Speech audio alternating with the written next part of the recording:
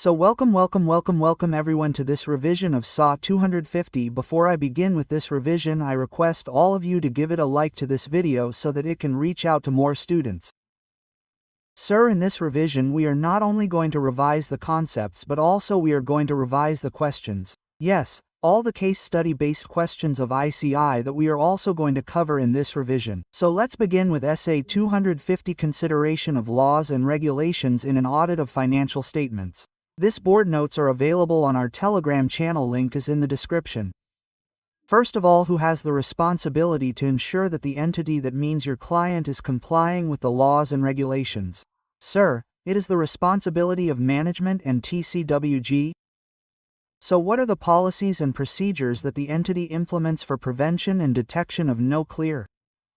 No clear means non-compliance with the laws and regulations. So sir, first of all, management has to monitor the legal requirements, that means whether TDS is deposited on time. Advance tax is given, GST is deposited, and ensure operating procedures are met to meet the requirements. Okay sir, now what do you call these operating procedures in audit? Sir, we call them internal control. So instituting, that means designing and operating appropriate system of internal control. To be specific, they are called code of conduct. So develop, publicize and follow a code of conduct. So three things we have said: monitor the legal requirements, considering the legal requirements, design the procedures, which are called internal control. Specifically, they are called code of conduct. Now when I have seen the code of conduct, what should I do, sir? Make sure that the employees are trained and they understand the code of conduct so that they can follow it. Once they have been trained and understand, then monitor the compliance with code of conduct. Will I monitor it myself? No sir, you can take the help of a legal advisor. So engage a legal advisor to assist in monitoring the legal and regulatory requirements. Now the legal advisor will ask you what are the laws and regulations. So give him a register of laws and regulations applicable to the entity and record of complaints. So just go in a flow. First of all, management will see what are the legal requirements. For this they will design the operating procedures. What are these procedures? Called internal control, to be specific, code of conduct. So developing, publicizing a code of conduct. Then sir, is publicizing the code of conduct enough? No, for the employees to know about it they should be trained and they should understand the code of conduct. Once they are trained and understand the code of conduct, then you can monitor the compliance with code of conduct alone. No, get a legal advisor, and for the legal advisor to know the laws and regulations you need to maintain a register. Clear boss? Clear sir? So on this concept, we did question number 1. So question number 1 says help CS by citing the example of policies and procedures. So the full question says PQ Limited is a listed company. The company has appointed CAs as the CFO of the company. The CA is concerned about the compliance with laws and regulations. Okay, sir. So, he wants to implement the policies and procedures that can assist him in prevention and detection of non-compliance. So, the 7 points that I have covered here, these are the points you need to cover. Is the flow clear to all of you? Yes, sir. Now come with me to the next point. What is auditor's responsibility? So be it any standard, our responsibility is simple. Sir, means reasonable assurance. Reasonable assurance that the financial statements are free from material misstatement, whether due to fraud or due to error. Okay sir, now because we are considering the responsibility and studying the essence of law regulation, mix it. The auditor considers the applicable legal and regulatory framework of the entity. Okay sir. Owing to the inherent limitation of auditing, there is an unavoidable risk that some material misstatement may not be detected even if the audit is done as per the essay. Sir, how did we connect inherent limitation with the laws and regulations? Hey Baba, open the notes of your basics. Open essay notes. Please come to the topic of inherent limitations of auditing. This we must have covered along with SAW 200.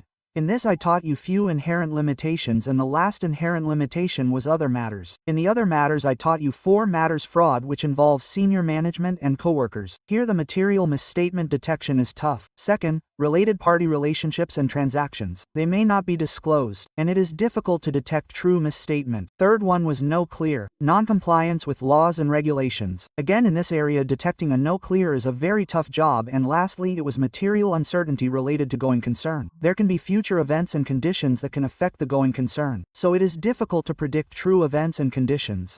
So these are the 4 points where the inherent limitations impact is the highest. 240, 550, 250 and 570. That's why when we are talking about laws and regulations in the auditor's responsibility, we link it to inherent limitations of auditing. So owing to the inherent limitations, there is an inevitable risk that even if you are doing the audit as per such, some material misstatement may not be detected. Now, sir, the reason why there is such inherent limitations, why we are not able to detect the non-compliance with laws and regulations. So it says for the laws and regulations, inherent limitations to detect material misstatements are greater because there are so many laws and regulations. Factory Act, so many Factories Act, Environment Act, so many Environment Acts, Child Labor Act, and again there are so many acts you cannot check the compliance with each and every act. So there are many laws and regulations which are related to the operating aspects of business which are not affecting the financial statements. Therefore they are not captured by accounting system like environment, child labor, prevention of money laundering and so many acts. So you cannot check the compliance with each and every act. Okay, sir.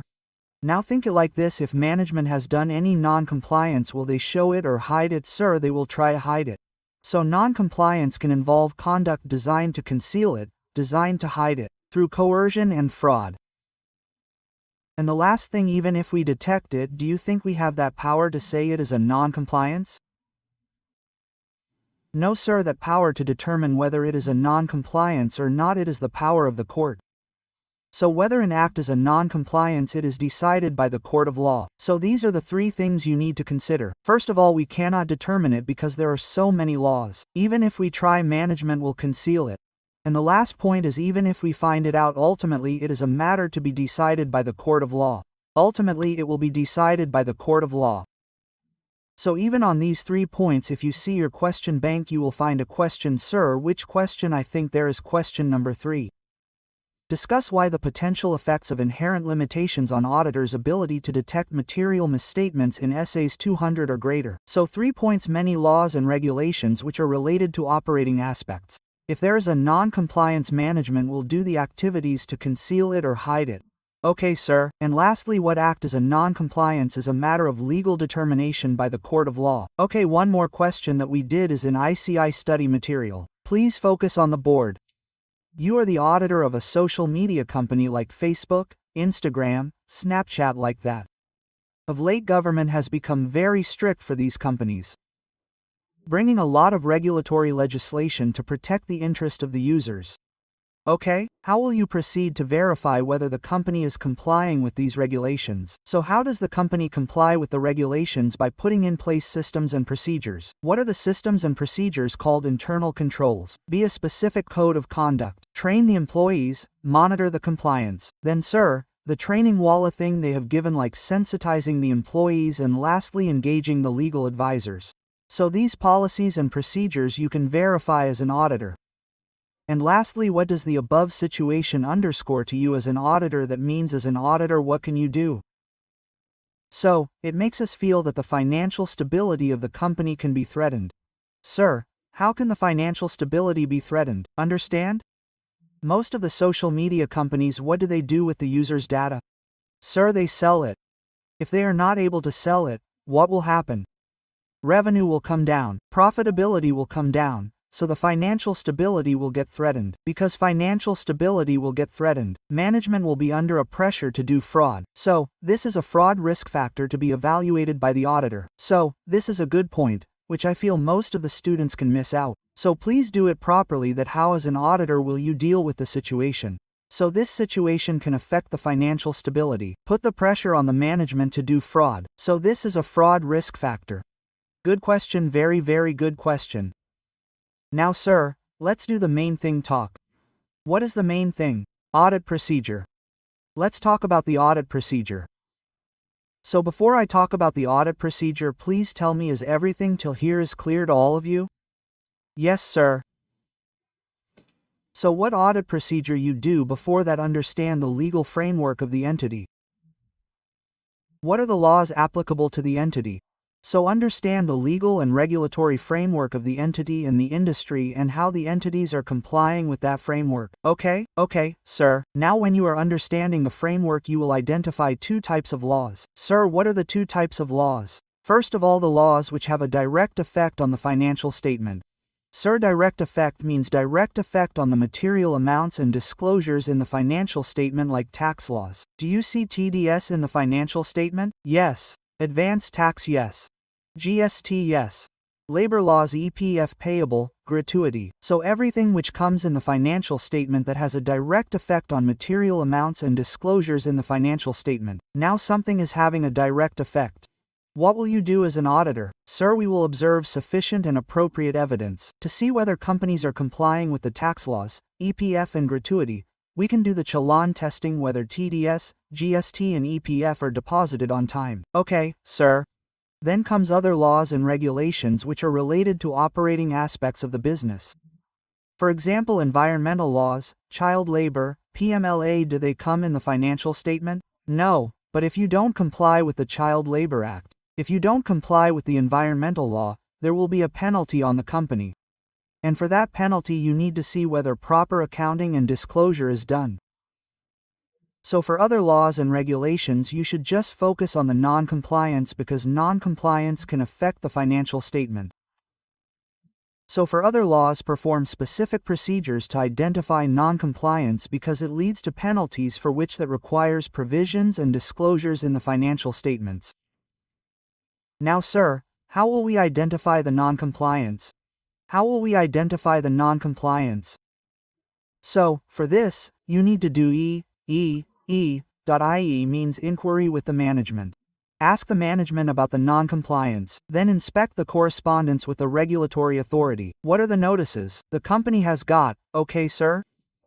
Now, sir, after this, stay alert for the instances of NOCL, and lastly, take the written representation that all the NOCL have been disclosed to the auditor. So the 5 points that we have just covered, let's do a quick summary review. Understand the laws and regulations applicable and how the entity complies. Divide this into two types of laws, direct and others. Ones which have a direct effect on the financial statements affecting the material amount and disclosure takes sufficient and appropriate evidence. For other laws and regulations which affect the operating aspects, identify the NOCL.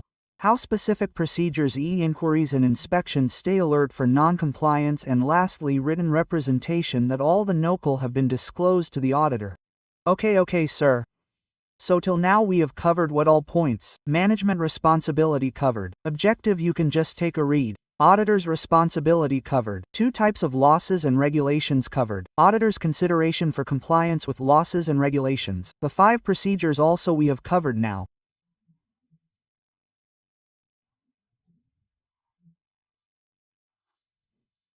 Now comes the very question: audit procedures when the non-compliance is identified and suspected. Please take 2 sips of water and in the chat box, ready, sir.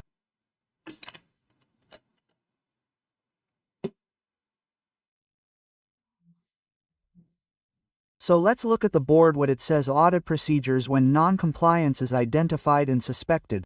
So let's say there is an insurance company. Okay, sir, it is booking fake expenses, fake invoices for marketing expenses. It got a DGI-GST notice and there is a search in the office. Are you getting a feel of non-compliance? Yes, sir. When the company is booking fake expenses, GST department is doing the investigation. Definitely something fishy has happened in the company. There must be some non-compliance by the company, so there is a feel of no clear. So whenever you get a feel of no clarity from such type of instances, what do? Directly get a hold of the management? No. First of all, understand what has happened, and in what circumstances it has happened. So, understand the nature of the activity, what has happened, and in the circumstances in which it has happened. Okay, sir.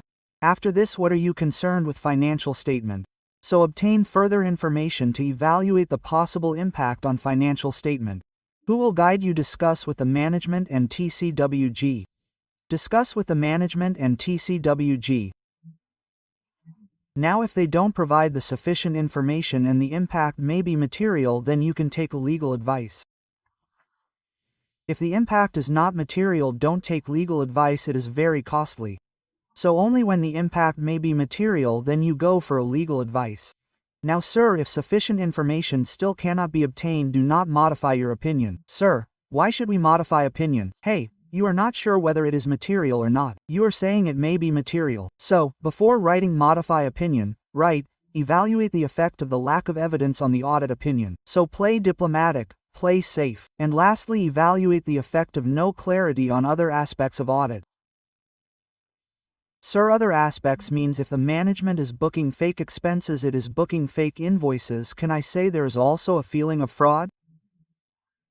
Yes, sir. Risk of material misstatement will be higher or lower? Sir, it will be higher. So, it will lead to a review of risk of material misstatement. Will you be able to rely on a management that is booking fake invoices? No, sir. So again, reconsider the reliability of written representation and take appropriate action. So this is a summary of the topic that I just told you. Please focus on the board, understand the activities and circumstances. But our main focus is on the possible impact of the financial statement for this discussion with the management and TCWG. If they do not give sufficient information, the impact may be material. Take legal advice. Even after that, if you do not get sufficient and appropriate evidence, consider the effect on audit opinion. And lastly, don't forget the fifth point, other aspects like risk of material statement and reliability of return representation. Is the flow of the answer clear to you? Yes, sir. Now please come to your question bank. Okay, sir. Question number 4. Question number 4 is a similar question. DGGI has given a notice to the company for creating fake invoices amounting to 50 crore rupees. Premises were also reported. There was a raid by DGGI officials. The matter was reported to IRDI, Insurance Regulatory Development Authority of India, for the violation of norms and regulations. Does the above situation have any impact on the responsibility of the auditor? Briefly outline in context of the non-compliance with law. So, ICI has clearly said, ignore the fraud aspects, focus on the non-compliance with law. So, whatever I have told you, these are the same points you need to write in the answer. Clear, boss? Clear, sir?